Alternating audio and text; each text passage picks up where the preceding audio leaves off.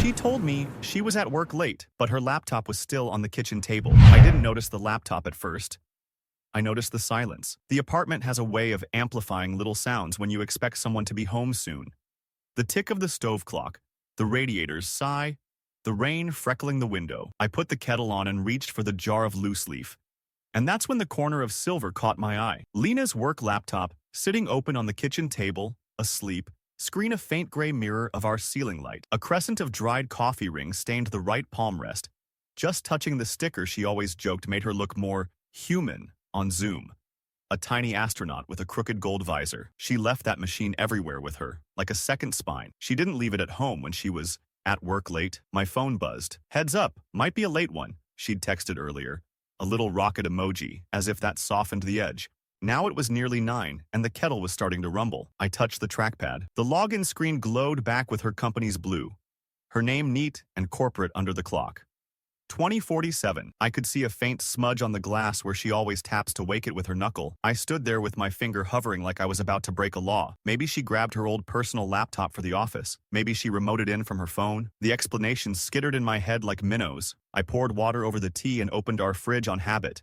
A bag of salad, the bottle of chili crisp, the half cake we'd been taking slivers from for 2 days. On the door, behind the jar of cornichons, I noticed the corner of a white card with foil letters. I pulled it free. Pitch night, next Thursday, Harbor Lofts, 7 p.m. My name handwritten near the bottom with the kind of swooshy pen I've never mastered. I smiled despite myself.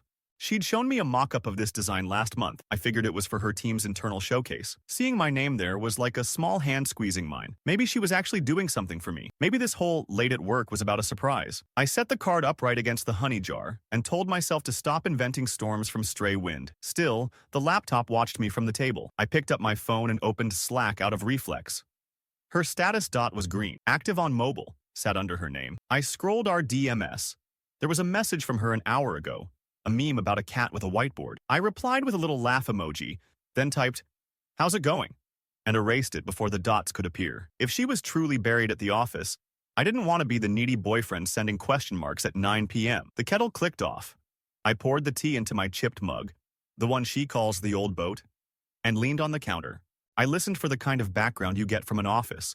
The blender roar from a communal kitchen, a hallway door heavy on its hinges, the disembodied laugh of someone wearing headphones. Nothing.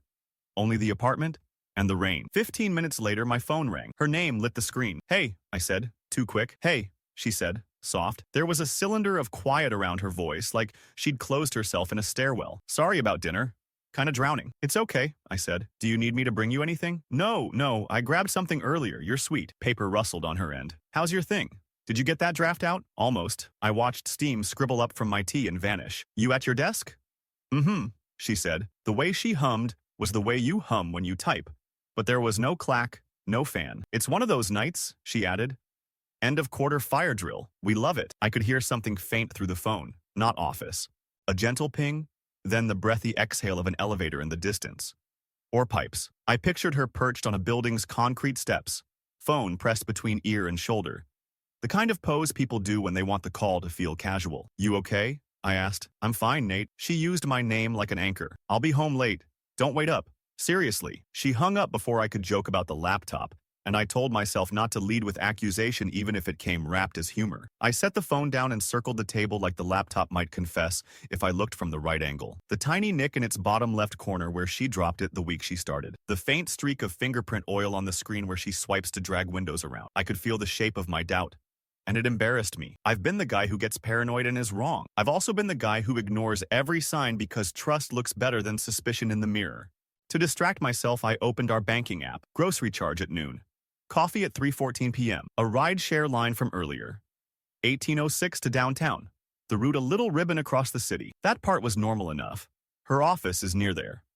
I scrolled further. A small vendor name I barely recognized, Harbor Supply, popped up twice in the past month for tiny amounts, like test pings. I told myself that could be anything.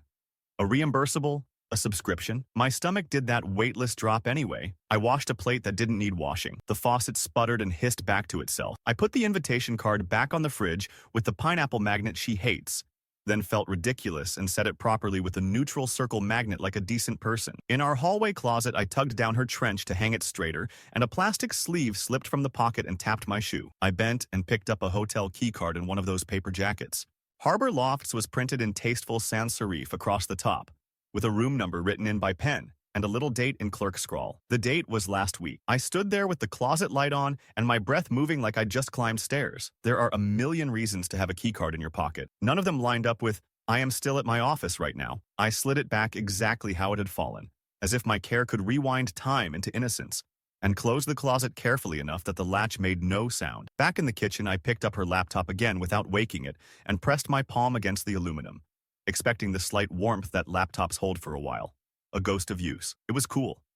I checked the time. 21:18. I told myself again that I am not an investigator, I am a boyfriend. And then, of course, I started investigating anyway in the gentle, deniable way people like me do. With searches you can write off as curiosity. I opened my own computer and typed Harbor Lofts floor plan, then Harbor Lofts co-working, then Harbor Lofts restaurant bar. Photos of the lobby appeared. The kind with too much brass and a leather couch staged for people who never slouch. There was a bar with little lamps on each table. I could picture her there, which was the problem. I could picture her everywhere. My phone buzzed with a Slack notification. Someone posted a general announcement in her company's Numbership It channel. I clicked, and the thread popped up. A handful of fireworks emojis. A link to a blog post about their new integration. Lena reacted with a rocket, then a line of text. Still at it, but proud of this team. Mobile tag. I stared at the rocket like it knew something I didn't. I went to our bedroom and pulled down the flower jar because I wanted the weight in my hands. It was one of those silly rituals. Bake something when you feel unsteady. I unscrewed the lid and laughed, an ugly single sound because nestled on top of the flower, like a prize in a cereal box, was a phone. Not her current one. White case, cracked at the corner, screen lit with a dim notification glow. I fished it out, dusted a ghost of flour off the edge with my sleeve, and turned it over. It was locked. On the screen, a banking app notification slid up and hit again. Transfer to Harbor Supply, $42. Then another, transfer pending. I put the phone on the counter like it might explode and leaned both hands on either side to keep from shaking. The jar of flour stood there, innocent, a bright white dome. I thought of her joke the first time she'd called me too good at remembering small things. This is what she meant. The second phone, the key card, the laptop asleep like a forgotten animal. All the tiny pieces that maybe added up to nothing and maybe added up to something I didn't want to name. My chest felt tight. Not from anger yet, but from the kind of sadness that sneaks in first. The knowledge that either I was about to accuse someone I loved of a lie, or I was about to let a lie keep living in our shared kitchen. The rain sharpened against the windows. I set an alarm for 10, then 11. If she was actually at work, she'd text between meetings, call when she grabbed a ride. At 10:26, she sent a heart and, "You awake?" I typed, "Yeah," and deleted it. I stared at the second phone on the counter until its screen went black, then reached for mine and called her. She picked up on the second ring. "Hey," she said again, syrup sweet, tired. "Hey," I said. My voice sounded like someone else's. "Long night." She said. A door clicked somewhere on her end. Or an elevator, or a car. "But we're making progress." "Oh," I said. "That's good." There was the tiniest drift of hollow air behind her voice. The kind you get in hallways, not offices. I let the beat stretch until it hurt, and then smiled into the phone so it would change the shape of my words, and asked the safest possible question. "Want me to save you a slice of cake?" She laughed. "Please, I'll take the corner. See you soonish." "Soonish," I echoed. And when we hung up, I stood at the kitchen table with the laptop and the flour jar and the second phone and felt the apartment tilt a few degrees off normal. Just enough that every object slid a fraction toward the edge. I didn't know which piece to touch next without knocking something over. So I did nothing, except stare at the astronaut sticker under the coffee ring until the room felt like it was holding its breath with me. Until the only thing I could hear was the elevator sound I wasn't sure I had heard at all. The second phone stayed on the counter all night like a live wire I didn't want to touch again. I went to bed without moving it, lying there with my mind spooling through every half-explanation I'd heard from Leni in the past few weeks, every time she'd used work as a catch-all. My alarm at 7 felt like it went off 3 minutes after I closed my eyes.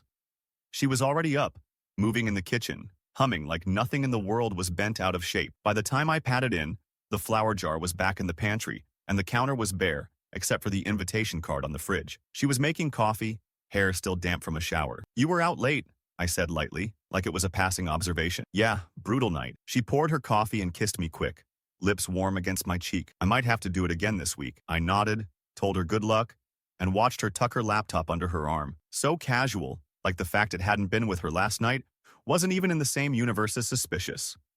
When she left, I pulled the trench from the closet again. The keycard was gone. That morning, I called in a favor from Marina, the older neighbor across the hall. She's the kind of person who notices everything without looking like she's trying to. She has security cameras. Because the hallway light flickers and it creeps me out, she once told me. Over tea at her place, I asked if she'd seen Lean come home last night. Marina tilted her head, thinking, then said, she came in around midnight. Different jacket. Got into a black sedan down the street earlier. Not her usual ride. She waved, but she was with someone. Tall guy. Nice shoes. I didn't know what to do with that image. Lean in some other jacket beside a man Marina didn't know. I thanked her, made up a reason, and left before she could read my face. The next evening, I decided not to wait for her to come home. I walked to the street where her office was and hung back across from the entrance, pretending to scroll my phone. Around 7:30 she appeared, not with the usual group from her team, but alone, scanning the street. She crossed to a rideshare idling at the curb. I ducked behind a delivery truck as the car pulled into traffic. It wasn't heading toward home.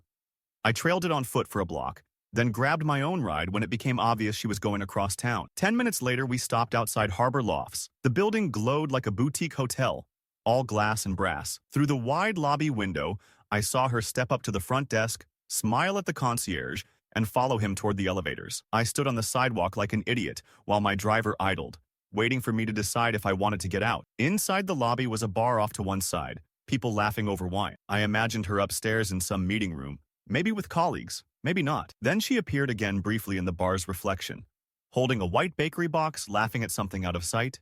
My pulse slowed in this confused way, because bakery boxes are harmless, right? They're surprise desserts, celebration cakes, things you bring home to people you love. I let my driver take me back, convincing myself it could be for that pitch night she was planning. It would explain the key card, the bakery box, even the late nights. The story fit if I didn't press on any corner of it too hard. When I got home, the second phone was gone from the counter. The flour jar sat where it always did. I almost convinced myself it had been a half-dream until I noticed a faint dusting of white on the countertop, like someone had poured and wiped in a hurry. I opened our shared banking app again, scrolling transactions. A new transfer to Harbor Supply sat there from that morning. Small, $38.75. It didn't match any grocery trips or takeout charges. I Googled the name.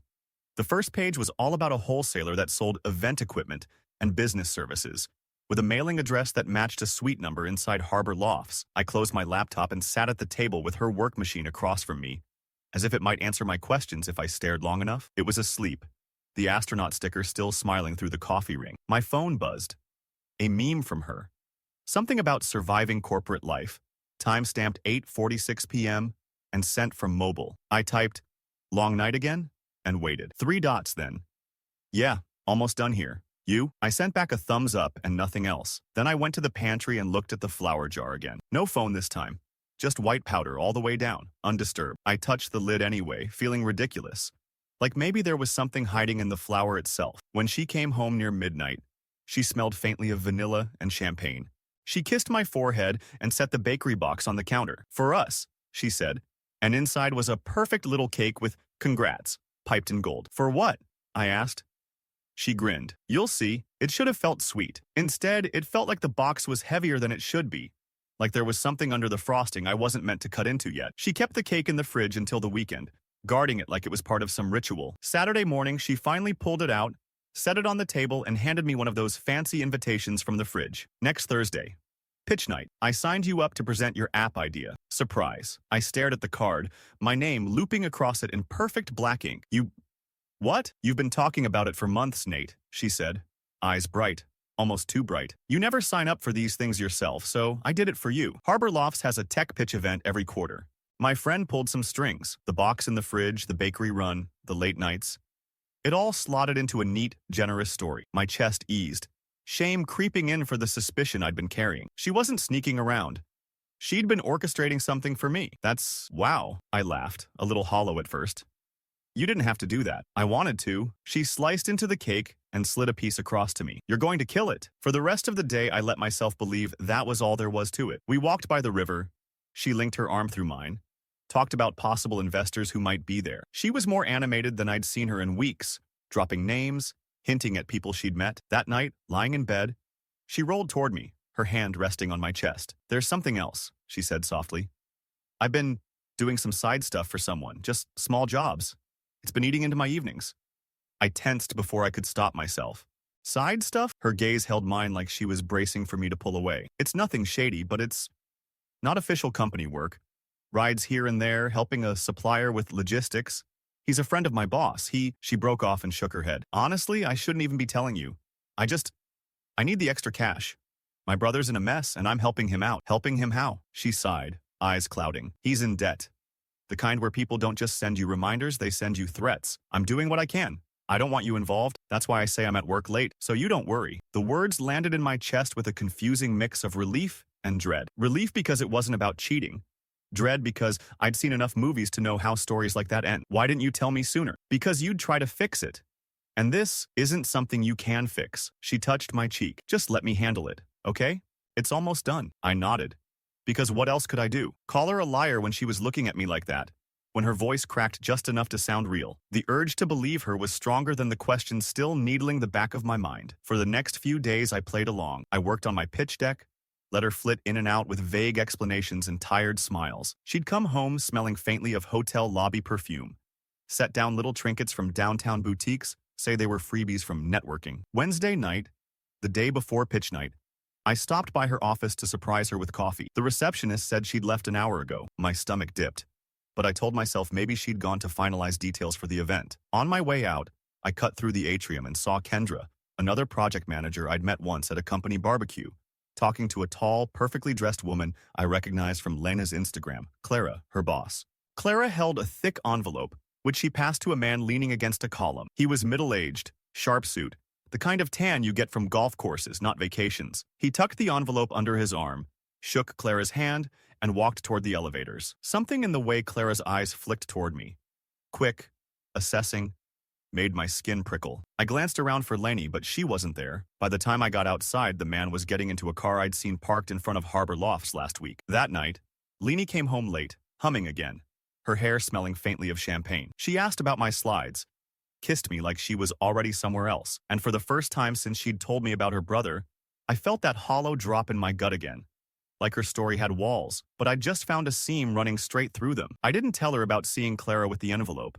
I let the night pass in small talk, pretending to tweak my slides while she scrolled her phone. But the next morning, I called Owen. Owen's the friend you keep in your life because he sees patterns in chaos, works in IT security, the sort of guy who hears a half-finished sentence and already knows which log files to pull. I told him enough to make it sound like a puzzle, not a confession, that a friend's company might have some unusual after-hours activity. By that afternoon, he sent me a secure link. You didn't get this from me, he said over the phone, voice low. Inside were anonymized access logs, timestamps, VPN connections, user IDs. The pattern was impossible to miss. Nearly every night after 10 p.m., someone using Clara's credentials was logging in remotely, accessing the invoice system, and approving payouts to an entity named Harbor Supply. Cross-checking those times with Lenny's supposed late nights was like overlaying two transparent sheets. They lined up perfectly.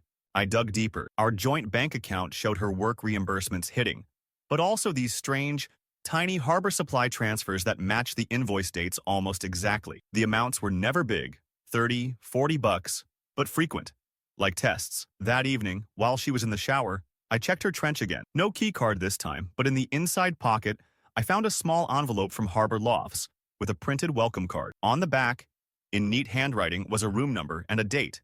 Yesterday's date. I slipped it back before she came out, heart thudding. My phone buzzed from the counter. A new message on my work email from an address I didn't recognize. Stop digging. No greeting, no signature. Just those two words. The font, the spacing. It looked like it had been written by someone who measured every keystroke. I couldn't prove it, but the style reminded me of the way Clara wrote her project updates.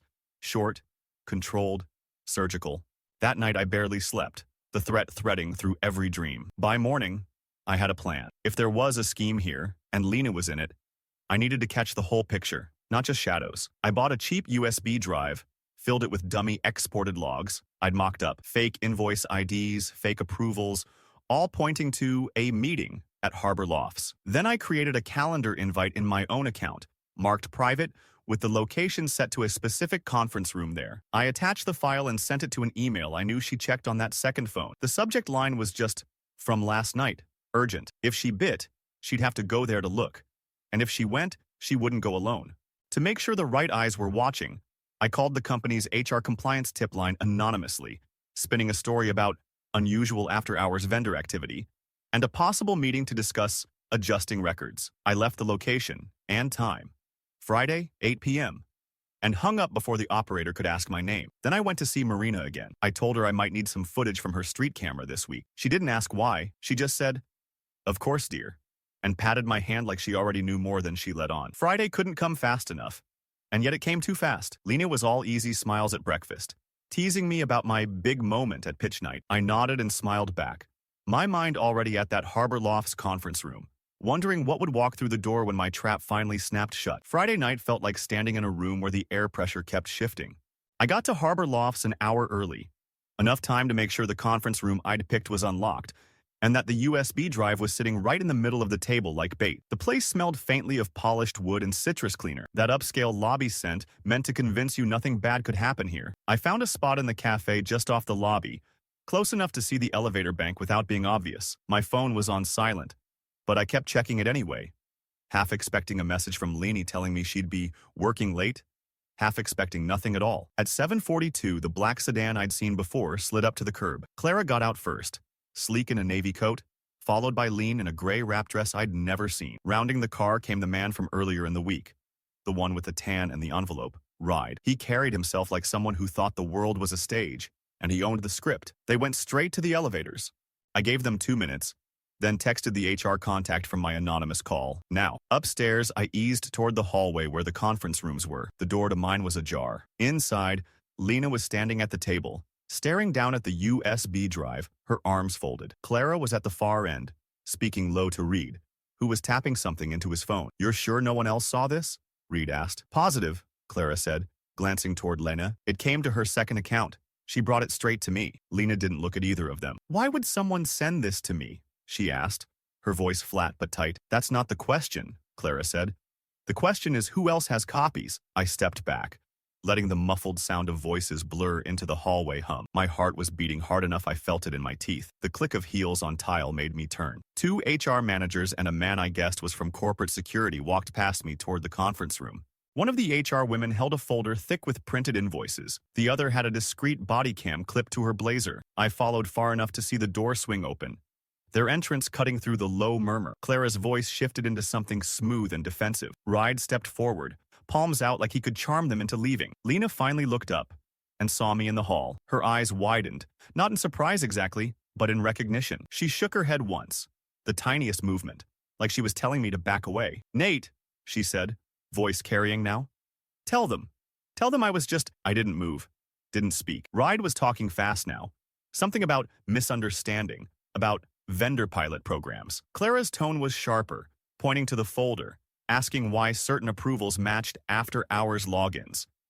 Lena took a step toward me, her face pleading. "Please, just say it was for you, that I was helping you." The silence that followed was heavier than any noise. I met her eyes, and for a second, I saw the version of her who brought me cake, who slipped my name into an invitation to force me onto a stage I'd never step on myself. But I also saw the second phone, the keycard, the transfers, the lies stacked like bricks between us. "I can't," I said. The HR woman with the folder spoke then, her voice crisp. "We'll need all 3 of you to come with us." Security stepped in. Ride swore under his breath. Clara straightened her coat like this was just an inconvenient delay. Lainey's gaze didn't leave mine until they led her past me. When the elevator doors closed on them, the lobby felt cavernous. The USB drive was still on the table upstairs, but it didn't matter anymore. The trap had sprung, and I was standing in the quiet that follows, wondering if catching the truth ever actually feels like winning. They kept her in the building for hours.